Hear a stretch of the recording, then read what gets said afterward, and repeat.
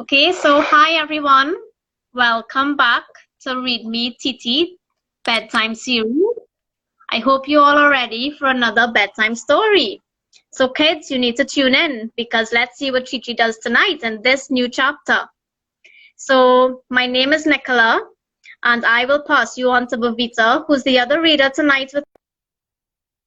Hi, Nicola. Hi, guys. So my name is Bavita Gopaulchan, and tonight I would say I'm one of the luckiest women in the world. I get to read to you all tonight. I generally love reading, and being able to read for young children. I really do wish that I could have seen their expression, because I know that children tend to really and truly live through the story.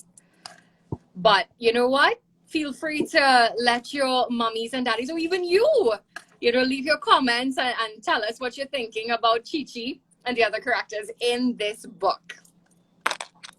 Correct. And my name is Auntie Nicola, and I'm here to read to you alongside with Auntie Bavita.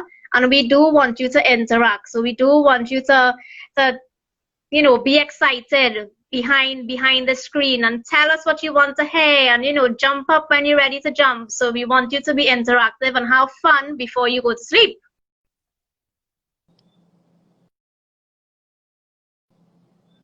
Yeah, so I think we can start it. Sure. So Nicole, you're leading us off. Yes, so before we go into it, I just want to remind all the kids. So we all know these past few weeks have had us inside. But let's just remember, we are all being heroes in our own way, okay? By staying inside, and this is to flatten the curve. So tonight we're going to read a great story called Fury on Soufriere Hills, and we are doing chapter 5, which is called Captured. And this book is written by Carol Otley Mitchell. So let's get started. Oh, let's go. Just give me 2 minutes. So the name of this chapter is Trapped. Yes. So let's begin, kids. Everybody get ready. So when Archie grabbed his spear, Mark, Kyle, and Frankie huddled closer together. Mark hoped that Archie hadn't spotted another animal like the one they had just encountered. The Carib boy looked very imposing and fierce as he stood stock still, at attention, tightly gripping his spear. The three boys turned to look where Archie was facing.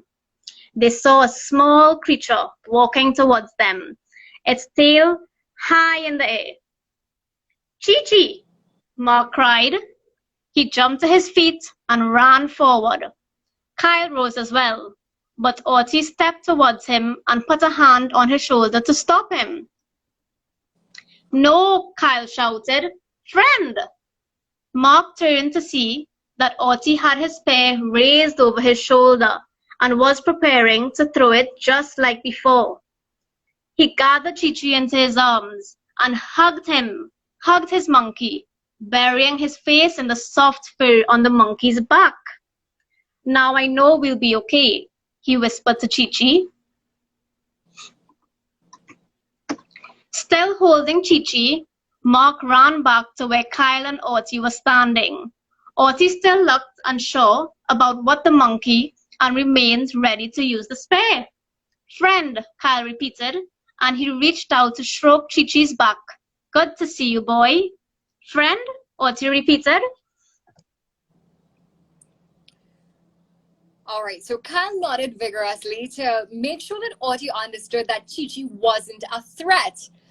Friend, Archie relaxed and put down his spear. Okay, your miracle monkey's here. Now what? Frankie said. Mark replied, I guess we have to wait and see. Just be patient. Don't tell me to be patient, Frankie roared. Mark was taken aback.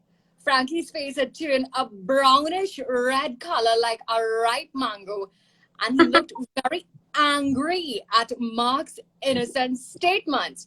Well, everyone's always telling me to be patient. Just wait a while and your parents will finish studying.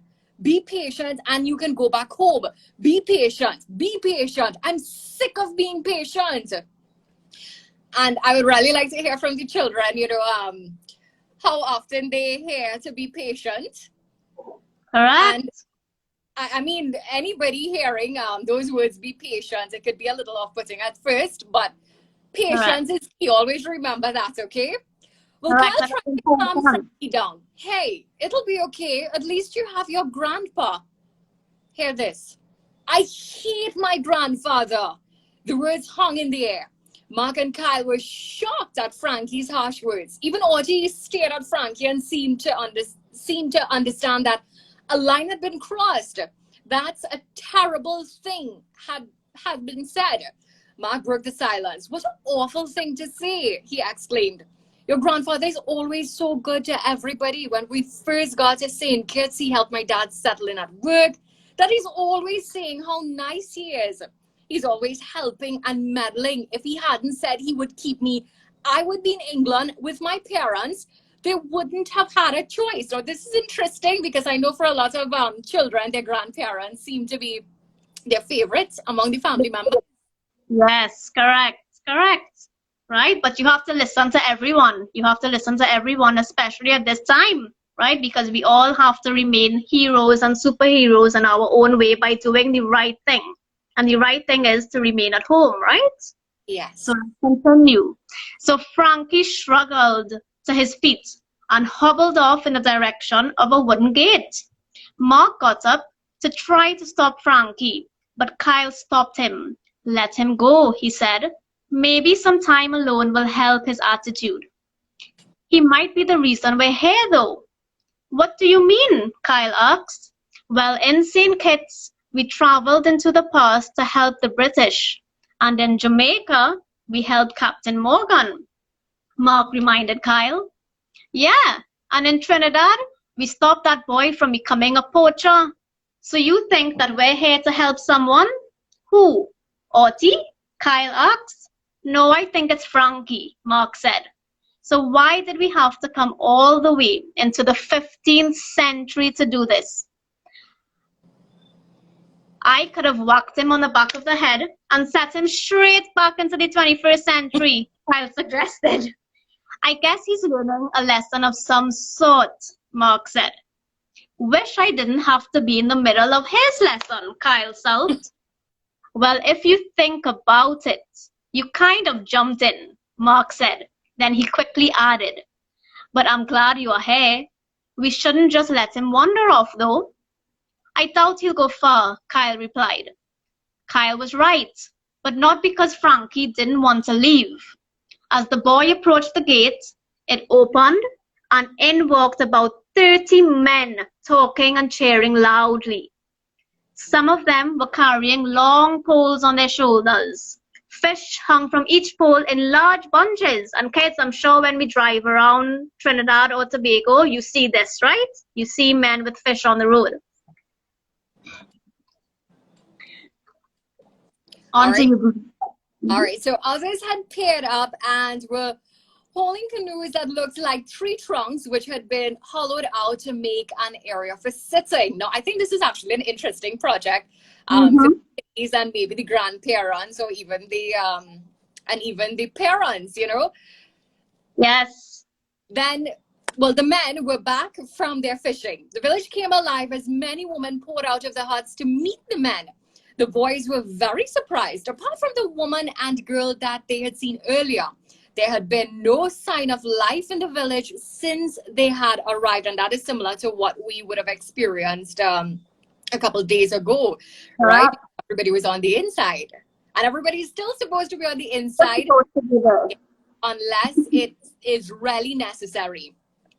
Well, now I'm really scared, Kyle said. Me too, Mark replied, his eyes fixed on the group of people who were now walking toward Frankie. He pulled Chee Chee close to him. Frankie had stopped moving and stood frozen in front of the group of Caribs. Mark and Kyle watched the scene unfold, unable to help Frankie. Although the villagers were a scary-looking group, their bodies and faces decorated with red and black streaks and symbols, one man in particular seemed to be in charge.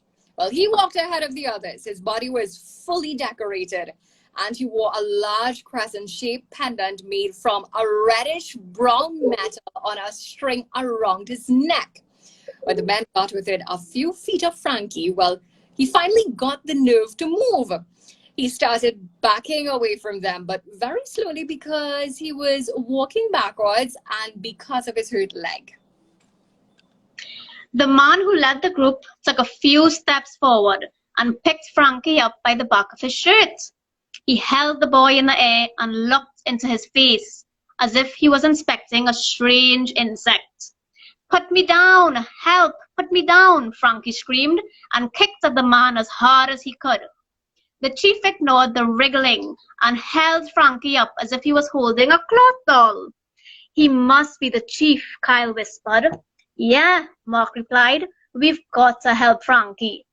"Look, Artie's going to rescue him," Kyle said. Chee Chee squirmed in Mark's arms. Mark held him tightly, afraid of what might happen if the Carib saw the monkey. Artie walked forward to meet the rest of his tribe. It seemed to Mark that his steps were hesitant, as if he was unsure about the reception that he would receive from the hunting party. The chief spoke to Artie. Mark and Kyle couldn't understand a word, but they knew that Artie was in trouble. The man spoke loudly, and the words flew out of his mouth in a torrent. He turned Frankie around so he faced Artie and shook him in Artie's direction. He appeared to be demanding an explanation for the boy's presence on the compound. "Oh boy, this can't be good," Mark whispered to Kyle. And kids, everyone, that's the end of this chapter. I want to know, how was it? Did you enjoy it? Bavita, did we enjoy it? I think so. We definitely did enjoy it. And you know what? I really and truly, I think I am going to have to tune in the next episode to hear what happens. Yes, me too. Me too.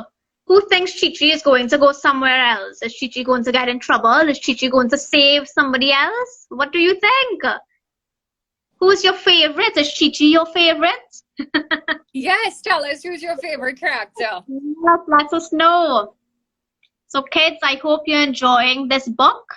You know, we have read 5 chapters for you so far. Tomorrow you have another chapter, so I hope you tune in, right? There will be new readers. Thanks again for joining us for Read to Me TT's nightly bedtime series. And I hope you had fun reading with Auntie Bavita and myself. Now, before we go, we just want to remind you that there's something very important that we need to tell you, and I need you to listen very, very carefully. Now, we touched on this throughout tonight's live, but I really do hope that if you didn't hear it before, you hear it now. So we want you to be little heroes in your own way. We know that the world is now recovering, or in the process of recovering from COVID-19. I'm sure many of you all heard about this virus. And we want you to be little heroes in your own way. And by doing this little thing, you will not believe how many lives you're going to be saving. Now, I know some of you and that maybe out at work, or, you know, you may be spending some time with grandma and grandpa. I want you to remember that everything that you touch, you need to wash your hands. You need to make sure that you sanitize. You need to make sure that you stay some distance away from your friends. I know it may be difficult. Mommy and daddy may always want to come and hug you and kiss you, but you need to stop that. Listen, you can hug me and you can give me all the kisses you want. Actually, no. Save the kisses for a couple of weeks. But I need you to make sure your hands are washed. So this is your opportunity, you know, mommy. When you were younger, you know, mommy and daddy would tell you to do this, do that. Well, guess what? This is your turn to remind them that they need to wash their hands, they need to sanitize, and they need to maintain their distance.